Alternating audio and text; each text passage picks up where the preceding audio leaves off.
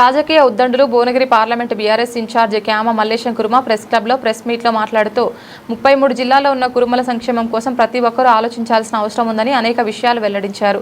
తెలంగాణ రాష్ట్ర కురుమ సంఘంలో పదవుల్లో ఉన్న నేతలు ఎవరూ కూడా ఆశించకుండా సేవలు అందిస్తున్నారని ఆయన అన్నారు. తెలంగాణ రాష్ట్ర కురుమ సంఘం అధ్యక్షులు కుర్మరత్న మాజీ ఎమ్మెల్సీ ఎగ్గె మల్లేశం కుర్మ అన్న తన సాయశక్తుల కురుమల అభ్యున్నతికి భావితరాలకు ఉపయోగపడే విధంగా వేలాది కోట్ల ఆస్తులు కూడబెట్టారని పేర్కొన్నారు. విద్యాపరంగా రాజకీయ పరంగా అన్ని రంగాల్లో కురుమలు రాణించేందుకు అధ్యక్షులు ఎగ్గె మల్లేశం అన్న గారు కృషి అమోఘమని కొనియాడారు. కొంతమంది మాత్రం పనిగట్టుకుని సోషల్ మీడియాలో ఏవేవో పోస్టులు పెడుతున్నారని అవి ఎవరికి ఉపయోగపడుతుందని విమర్శకులు నిలదీశారు. రండి, సంఘానికి వివరాలు తెలుసుకోండి, సేవలు అందించండి, సంఘం అభివృద్ధికి దోహదపడండి అని క్యామ మల్లేశం కుర్మ సుదీర్ఘంగా మాట్లాడారు. మరి ఆయన మాటల్లోనే విందాం. ముఖ్యమంత్రి గారు మేముగా ఇంజనీరింగ్ కాలేజ్ పెడతామంటే ముఖ్యమంత్రి గారు కూడా హర్షం వ్యక్తం చేశారు. కానీ మల్లేశం ఒక్క రూపాయి అడగలేదు. ఏమైనా మీరు ఇంత మందితో ఇంత పెద్ద మీటింగ్ పెట్టారు, మనిషికి ఒక 1000 రూపాయలు కూడా అడుగుతలేరు. దాన్ని ఎవ్వరు పోయినా డబ్బులు అడుగుతారు అని స్టేజ్ మీదనే మా కులాన్ని అప్రిషియేట్ చేయడం కూడా జరిగింది. తర్వాత ఇంజనీరింగ్ కాలేజీ పరిస్థితులు అన్ని కూడా తెలుసుకొని జూనియర్ కాలేజీగా ఎవరికైనా ఇవ్వాలి అని చైతన్యతోటి నారాయణతోటి ట్రస్ట్ బోర్డు పెద్ద మనుషులు అందరూ కూడా కూర్చుంటూ మమ్మల్ని కూడా మేము వెళ్తే మేము కూడా పోయి బాగుంటుంది, యోగా పాఠశాల కట్టి కిరాయికి ఇస్తే లాభం వస్తుంది. కిరాయికి ఇచ్చేదానికి కొంతమంది సోదరులు మరి అవగాహన ఉంటూ తెలియకనో సరే ఈ వాస్తవాలు తెలియక మాట్లాడుతున్నారో నాకు తెలియదు. కానీ రాష్ట్రంలో కుర్మలు అంటే ఒక హైదరాబాద్ లేరు. ఆదిలాబాద్ నుంచి కోదాడు వరకు అన్ని గ్రామాలలో మా కుల సోదరులు ఏదో అలా కష్టం వాళ్ళు చేసుకొని ఆ వీరప్ప దేవుడి కృషి వల్ల ఎవరికి అన్నానికో బట్టకో పట్టకో లోటు లేకుంటారు. కానీ సామాజికంగా రాజకీయంగా నాగరికంగా బాగా వెనుకబడి ఉన్నారు. అలాంటి కుర్మలకు ఈ ₹1 కోటి పైచిలకు రూపాయల కిరాయికి వస్తే ప్రతి జిల్లాలో నెలకొక భవనం కట్టించి 33 జిల్లాలలో హాస్టల్ పెట్టి ఈ 1,30,000 సంవత్సరం పెరుగుతా ఉంటే ఎన్నో పైసలు అయితే 33 హాస్టల్ పెట్టి హైదరాబాద్తో పాటు నడిపియాలి. కుర్మ విద్యార్థులను విద్యాపరంగా కుర్మ జాతిని ముందుకు నడపాలనే సంకల్పంతో దీన్ని రెండుకి ఇవ్వడం జరిగింది. కానీ ఎవరికో ఇక్కడ లెక్కలేదు. ఇవాళ కూర్చున్న వాళ్ళందరూ ఇన్కమ్ లక్షలాది ఇన్కమ్ ట్యాక్స్ కట్టడం ఎవరైనా కట్టలేదు. నోటికి వచ్చినట్టుగా సోషల్ మీడియా దగ్గర ఉందని ముంగట పనులు పెట్టుకొని మాట్లాడితే ఏదో మంచోని చేత ఏదో చెడ్డోడు తీసినట్టుగా ఇట్లా చేయడం సమంజసం కాదు. వాళ్ళు అది ఇచ్చాము. ఈ తెలంగాణ రాష్ట్రంలో ఉన్న కుర్మ పదాధికారులను అందరినీ కూడా పిలిచి జనరల్ బాడీ మీటింగ్ పెట్టడం జరిగింది.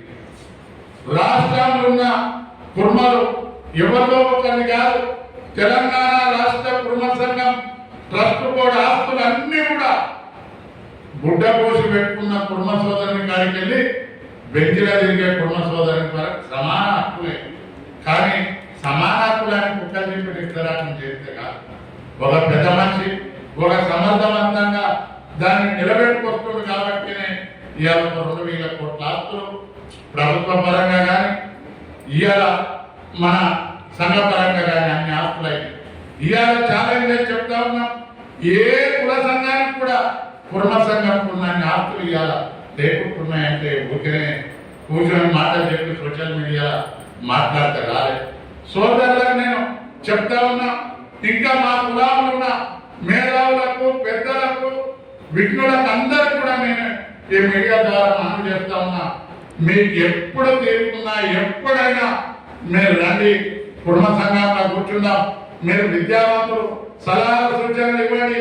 కులకళలు కూడా కరెక్ట్ జరగలేదని మా సోదరులు అంటారు.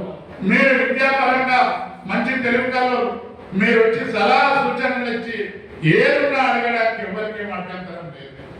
ఎగ్గబాలకున్నా ఏదన్నా పైసల కాడ మాత్రం కొడుకు కాదు, భార్య కూడా ఇచ్చేసే మనిషి కాదు. కోరుతా ఉన్నా, ఇవాళ తెలంగాణ రాష్ట్రంలో 33 జిల్లాలలో వెనుకబడిన కుటుంబాలకి ఏ విధంగా అభివృద్ధి చెందుతారో ఒకసారి ఆలోచించండి.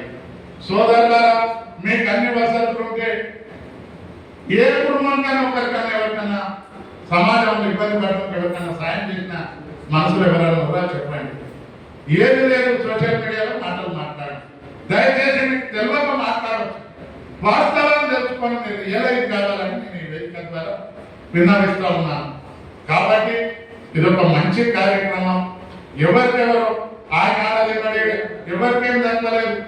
ఎలక్షన్ అడ్డబెట్ట ఎమ్మెల్సీలలో పెద్ద ధనవంతుడిగా ఆయన అడ్డబెట్టించాడు. నేను పార్లమెంట్కి నిలబడతాను 140 కోట్ల ఆస్తి నేను కూడా డిక్లేర్ చేశాను.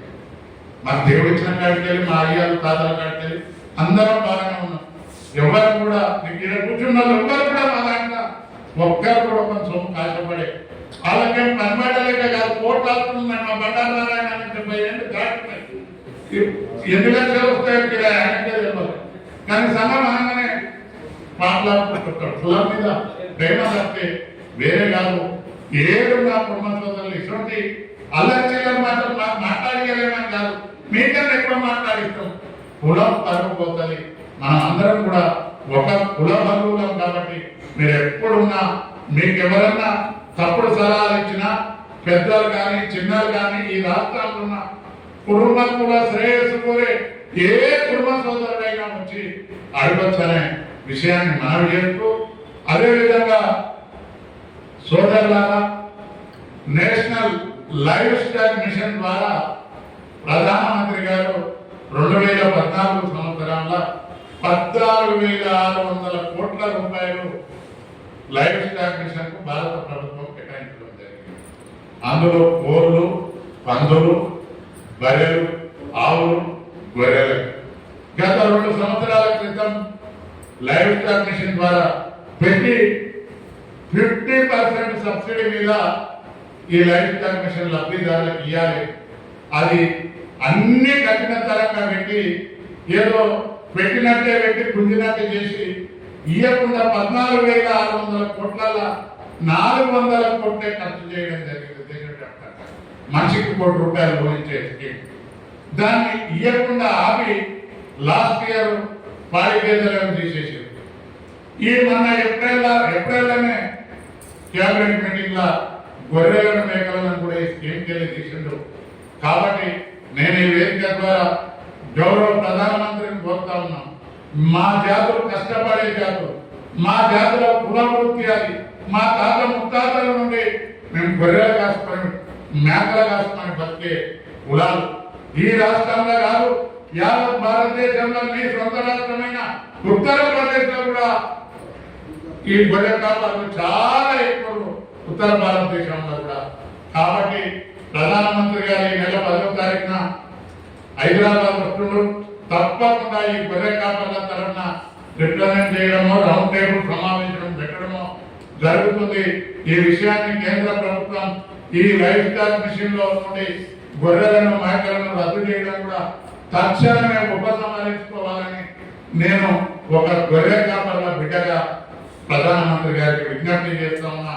అదే కాకుండా ఈ రాష్ట్రంలో ఉన్న ఎంపీ కూడా మీరు కేంద్ర ప్రభుత్వం మీద ఒత్తిడి తేవాలని నేను ఒక విజ్ఞప్తి చేస్తూ సెలవు తీసుకుంటున్నాను. జై గురునాథ్.